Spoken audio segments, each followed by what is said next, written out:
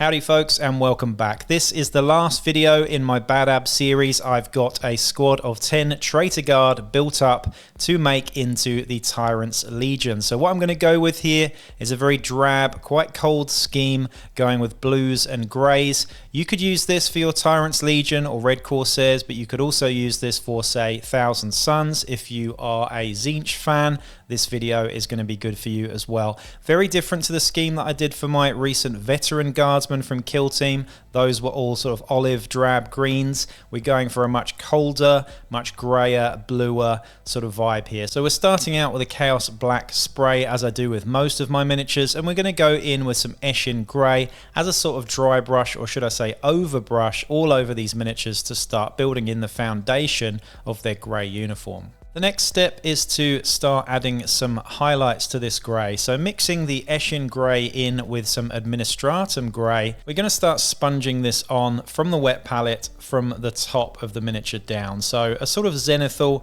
I suppose, block highlight all over the miniature with a thinned down, slightly lighter grey. I love using makeup sponges. If you dip them in a little bit of water and moisten them first, you can get a really smooth finish with these guys, but also you do get little bits of sort of micro texture added, which I do think sort of lends itself to the grimdark aesthetic quite well too. I'm then going to turn it up a notch and add a little bit more of that Administratum Grey in as well, just to do a little bit further on the grey, just bringing it up and making it a bit lighter, mixing in a little bit more of that lighter grey just to get a slightly more of a contrast going on. After that, we're going to do some very rough sort of edge highlights just on the upper and outer edges and areas of things on the uniform here, with pretty much a neat Administratum Grey at this point. Take your time. It doesn't matter if you're not too neat here though, because you can always sort of mask it with a bit more weathering later on, but we'll get there. Just start off by going around the miniature and just doing all of the fatigues, the boots, with this lighter grey highlight. Once I'm happy with that grey, I'm then going to go in and do my metals with Ironbreaker, a nice mid silver from Citadel here, and this is just to block out any of the shoulder pads, the chainmail details on any spikes or knee pads on these guys as well. Once again, thank you very much to Games Workshop for sending me a free copy of the Red Corsairs box to paint up. I've enjoyed every minute of making this content for you, and I hope you have too. Once I've blocked out the metals, I then go in with my first contrast paint. In this case, we're using Black Templar, just to mask out any of the black details on the miniature, particularly the gun casings. For any flesh details, which I have to say there aren't many of, seeing as I used all of the enclosed helmets on these guys, I'm using Ungor flesh just on some of the hands pretty much. There are no other flesh details. You might want to check just on these guys because they're quite small and fiddly. Some of them are wearing gloves, some of them aren't. Just make sure you're not painting the gloves in a fleshy colour. The next colour that I'll be using here is Citadel's Wraithbone. This is just to pick out some key details like some skulls or any other little bits and bobs that you'll find on these miniatures too. I'm also doing the sort of wraps that you might find on the arms and legs of these guys too.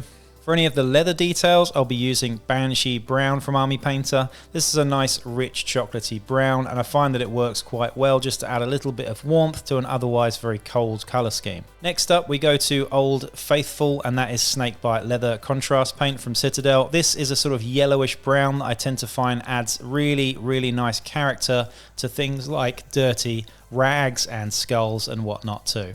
Next up, we're using another Citadel brown, and this time it is Rattling Grime. This is more of a sort of greenish brown, a little bit more similar to, say, Agrak's Earthshade. I'm going to be using this just on the chainmail and any other sort of parts of metal that aren't actually on the armor. Now for a pop of colour. Things are looking very, very drab indeed at the moment, but now we're going to cover all of those nice shiny silver areas with some Citadel Contrast Talassar Blue. This is where we lean into the Astral Claws / Tzeentchian Thousand Sun vibes on these guys, and it does set them apart from other sort of military aesthetics, having a nice bright, bold contrast on an otherwise very drab miniature just makes them pop a little bit more on your table, especially when we come in later on with a nice warm orange basing scheme. Take your time on this, you don't want it to pull too much. I tend to find that Citadel contrast paints are best used when you use them carefully and you go sort of from top to bottom, just making sure that nothing pulls or gets too streaky.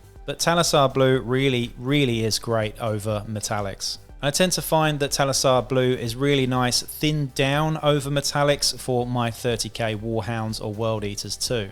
With the blue now dry, we're then going to go in and just add a highlight on all of the metal areas using some Runefang steel. This is a very, very bright steel, and I'm using this to highlight any of the metallic areas up. I may even go in and do it on the blue as well, just to break up some of that very flat looking blue now. You can add little scratches here and there and wear and tear on the edges of some of the armor panels, just making it sort of fit into the rest of the miniature a little bit more, because it is a very, very bold blue.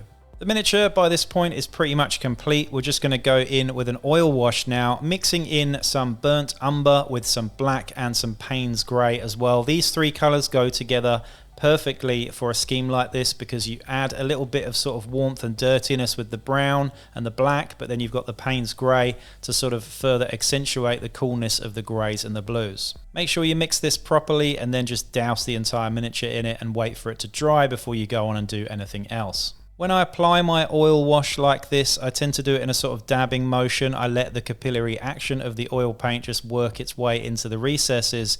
I don't want to sort of be too abrasive, because what you can do, unfortunately, is sort of rub off some of the paint if you're not careful. It depends on the paint you're using. I've found that Citadel paints are pretty good actually in combination with oil paints. They don't tend to come off as easily as, say, Army Painter or some of the other paints. So they're pretty good in this instance, particularly the contrast paints actually. I'm then going to get some eyeshadow blender sort of applicator thingies with sponges on the ends, and I'm just going to go around and just take away some of the excess moisture and dirt on those upper areas of the miniature. Take your time and work your way around this, and just try not to press too hard, because we don't want to remove any of the paint that we've done. We're also just going to sort of add a little bit of mineral spirits in here, neat, and just go over and clean any areas that we want to look nice and shiny and bright.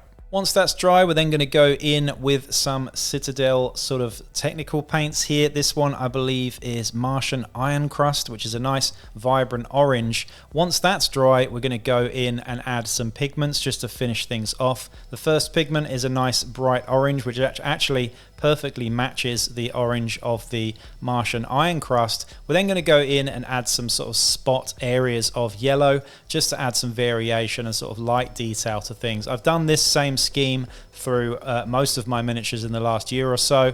I'm going to do something else at some point, I promise, but you know, we're finishing off this army. We want to make sure things are consistent, and I have to say this really works well with a cold bluish grey scheme as well. Things just pop really nicely.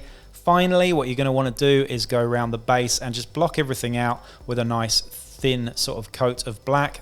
A few layers perhaps with these AK pens is pretty good. I use the AK black pen on this just to go around the bases and get a nice neat finish. So there we have it, 10 finished Traitor Guard for your Astral Claws or Thousand Suns armies. This was a super easy and bold scheme to achieve, and if you like it, you could do it in a matter of hours just by following these steps. It probably took me about 2 hours, I reckon, overall to do this, including drying time and stuff, so it really was very easy. Yes, you could go absolutely a lot further on adding more highlights and more blending and stuff, particularly to the leathers and the grey fatigues and whatnot, but overall I think it's a fairly effective scheme. I'd love to know what you think in the comments down below. Anyway, that's it for now. I'll be back with another video real soon. Peace out.